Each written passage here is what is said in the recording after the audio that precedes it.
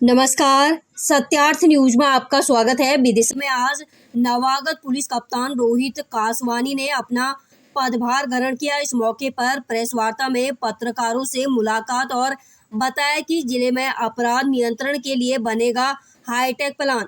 जिले में बढ़ रही चोरियां, सट्टा, नशीले पदार्थ की बिक्री पर अंकुश लगाने के लिए बनेगी रणनीति। अपराध किसी भी प्रकार का हो, तत्काल कार्रवाई होगी।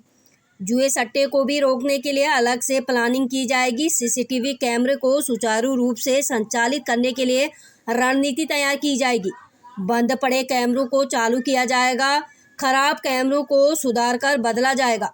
आर्थिक रूप से सामाजिक संगठनों की भी मदद ली जाएगी।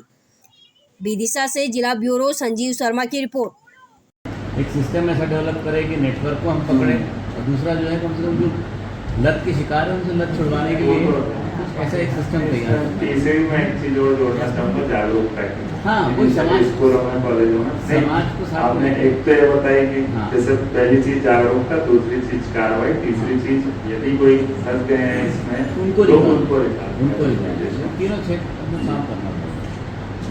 बिल्कुल आपकी बात सही है। बहुत संभावना है सर जिले में यहाँ काम करने की, इस क्षेत्र में, क्योंकि गंजबाज होता था बदनाम हो चुका है बहुत ज़्यादा। सर जिले में पुलिस बल की काफ़ी कमी है।